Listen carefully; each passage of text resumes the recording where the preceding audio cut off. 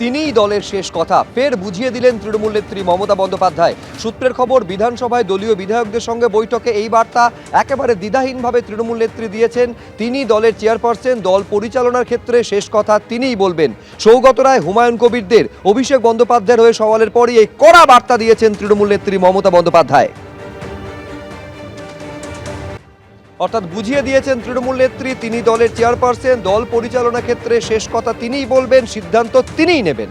এবার বিরোধী দলনেতা শুভেন্দু অধিকারী এই নিয়ে কি বলছেন একবার দেখুন।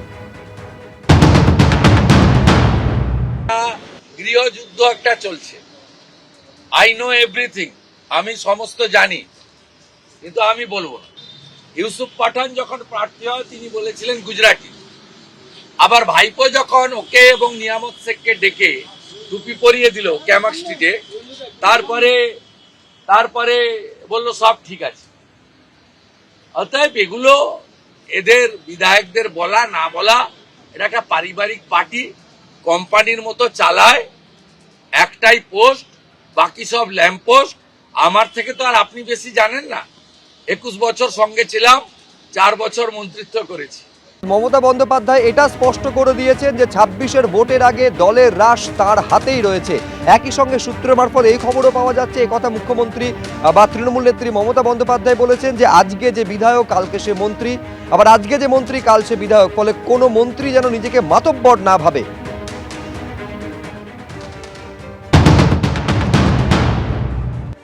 তৃণমূল কংগ্রেসের তিনি প্রতিষ্ঠাতা শুধু নন, তিনি নিজের সর্বভারতীয় তৃণমূল কংগ্রেসের চেয়ারপারসন।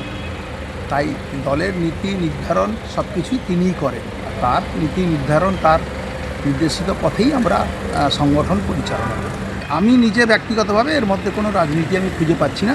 তবে উনি যা নির্দেশ দেবেন, উনি দেন আর না দেন, আমরা ওনার কথা মতনই আমরা সংগঠন নিচের তলায় আমরা সংগঠন পরিচালনা করি। আচ্ছা, আইপ্যাকের কিছু লোক আইপ্যাক পরিচয় দিয়ে, তারা আইপ্যাক কিনা আমি জানি না, তারা পরিচয় দিয়ে বিভিন্নভাবে বিভিন্ন ধরনের একটা কর্মীদের মধ্যে বিভ্রান্তি সৃষ্টি করছে। এটা আমাদের দলের সংগঠনের পক্ষে খুবই খারাপ। তো তার জন্যেই আমরা মনে করি যে আইপ্যাক কি সংগঠনের কতটা সুযোগ সুবিধা করছে আমি সেটা জানি না। আমি ব্যক্তিগতভাবে চিন্তা ভাবনায় বলি যে আইপ্যাক যে ধরনের বিভ্রান্তি কর্মীদের কাছে করছে সেটা আমাদের সংগঠনের পক্ষে খুবই খারাপ। ফলে মুখ্যমন্ত্রী তো কালকে নাকচ করে দিল আইপ্যাককে।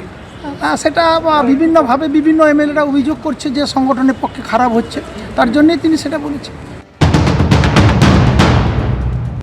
উনি চেয়ারপারসন, সফল, গর্বিত, লড়াকু, বিপ্লবী, সংগ্রামী উনি চেয়ারপারসন, সেটা ওনাকে বলার দরকার নেই। আপনার একটা কথা আছে যে অনেক সময় উদাহরণ প্রসঙ্গে, কথা প্রসঙ্গে অনেক কিছু বলতে হয়।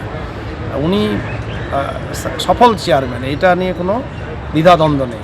আর একটা কথা আছে যে আপনাদের অনেক সময় আমাদেরকে সবাইকে অনেক কিছু স্মরণ করিয়ে দেওয়ার জন্য উনি অনেক কিছু কথা বলেন, কথা প্রসঙ্গে, সেটা নিয়ে আমার মনে হয় কাউকে স্মরণ করিয়ে দিলেন আর কি, তাই তো? আমাদেরকে স্মরণ করিয়ে দিয়েছেন যে ভাই তোমরা অনুশাসনের মধ্যে চলো। বিধায়কদেরও বলেছেন, সবাইকে নিয়ে সুন্দরভাবে সুদৃঢ়ভাবে চলার কথা বলেছেন। দিদি তো চেয়ারপারসন আমাদের দলের, আর আমাদের অভিষেক বন্দ্যোপাধ্যায় সর্বভারতীয় সাধারণ সম্পাদক। ফলে চেয়ারপারসন যেভাবে নিতে দিচ্ছে, মানে নিশ্চিতভাবে সে তো অস্বীকার করার কোনো জায়গা নেই। আমাদের চেয়ারপারসন সর্বোচ্চ নেত্রী, তিনি যা বলবেন শিরোধার্য।